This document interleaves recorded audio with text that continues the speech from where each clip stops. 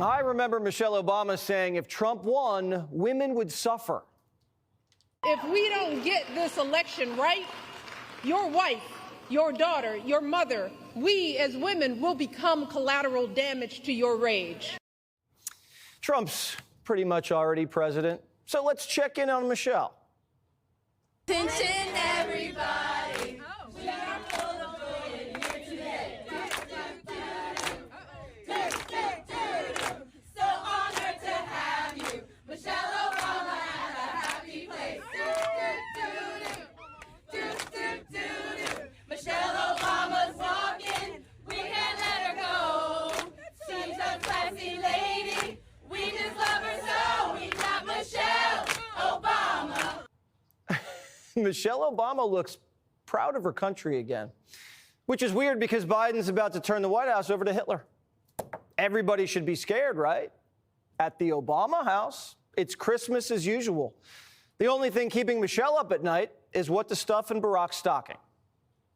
Who's the hardest to shop for? He is. Oh, my gosh. Yeah. I mean, he's just a boy, you know?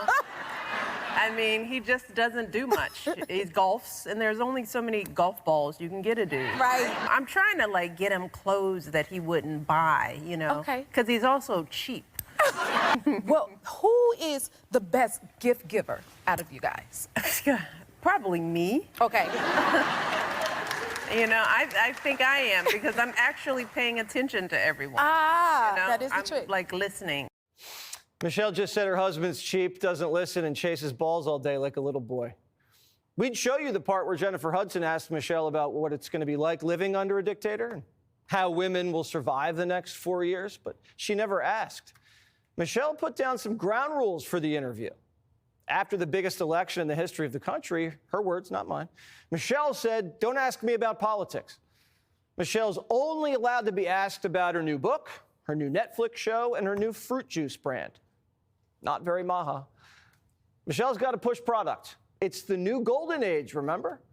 It's almost like she's saying life goes on. The whole democracy is on the line was just a line. Kamala Harris, same thing. She lost to a tyrant, and she's still laughing. Good morning. Oh. Remember the context in which you exist. Yeah, I did that. Uh-huh.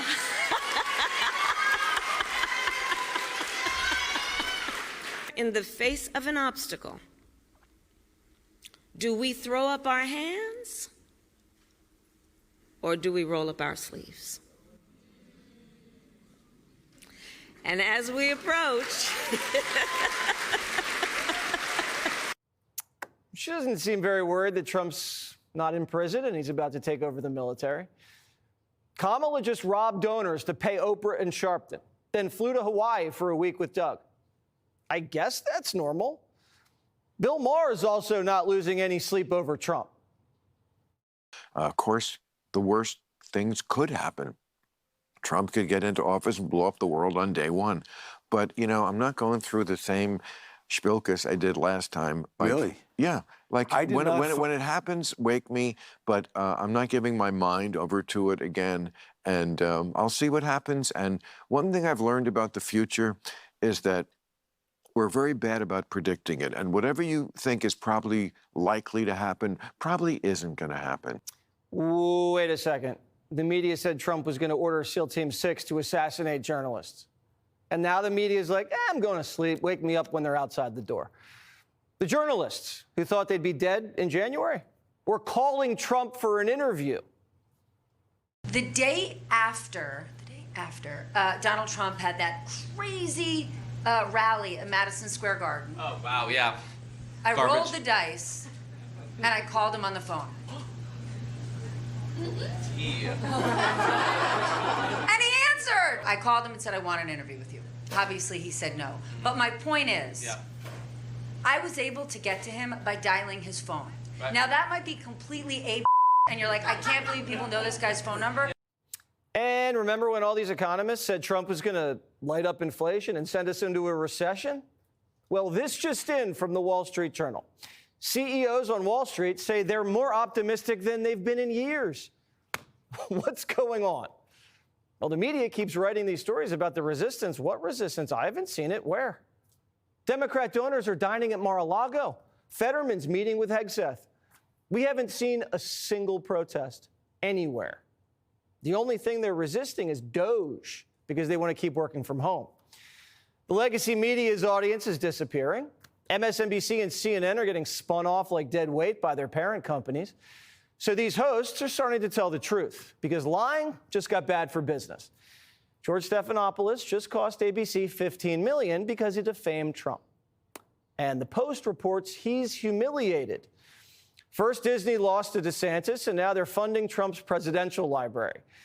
And Stephanopoulos is apoplectic. Chuck Todd's having nightmares about it, and he doesn't even work in the media anymore, I think. This was stunning to me and absolutely a gut punch to anybody that works at a major media company, because I think it sets a precedent that is going to be very difficult. It's going to be very difficult to get out from under potentially. I just, I think the risk of losing this suit was 5%.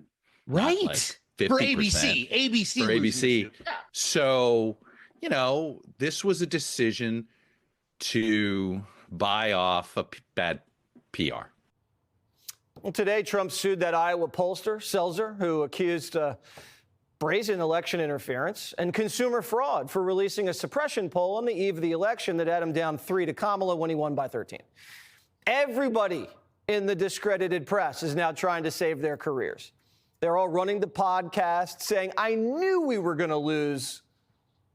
If Democrats are the party about caring more and doing more and caring about everybody, they also need to have some hard conversations that when you care more and you treat people better, it might make the world cost more. And they're afraid to say that. And you have to just start saying those, right? Like, the world's gonna cost more. Guess what? When you guys leave here and you go to a bar, you're gonna spend at least 10 minutes at that bar bitching to one another about how much the drinks cost.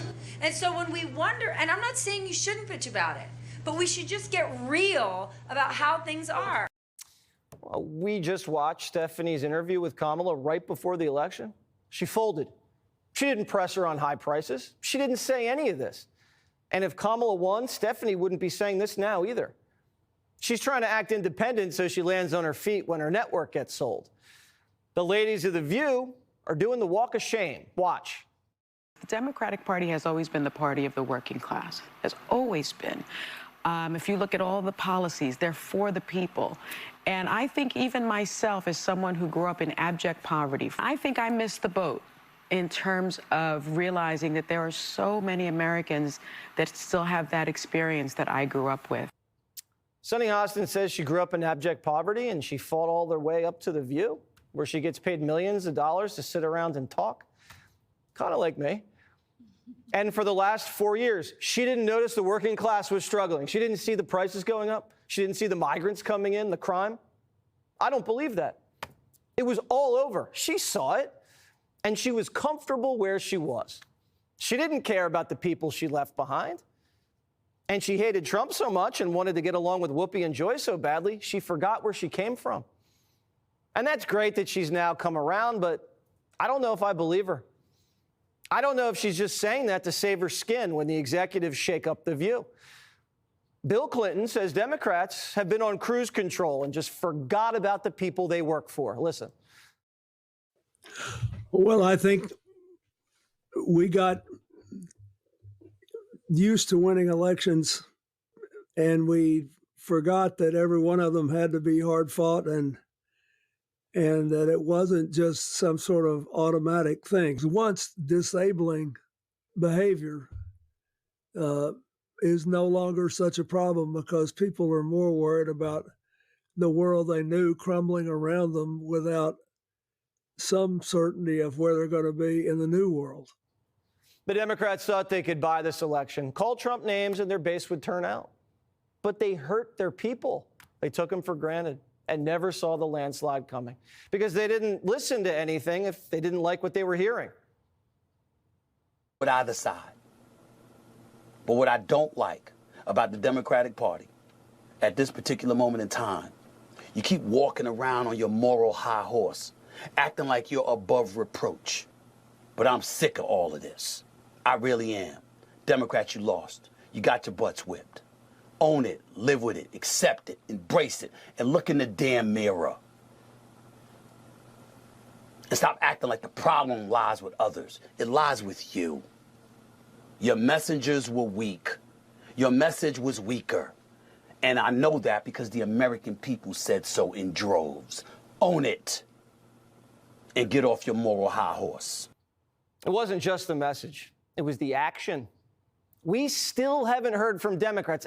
Maybe we shouldn't have opened the border. Maybe we shouldn't have spent $28 trillion in 4 years.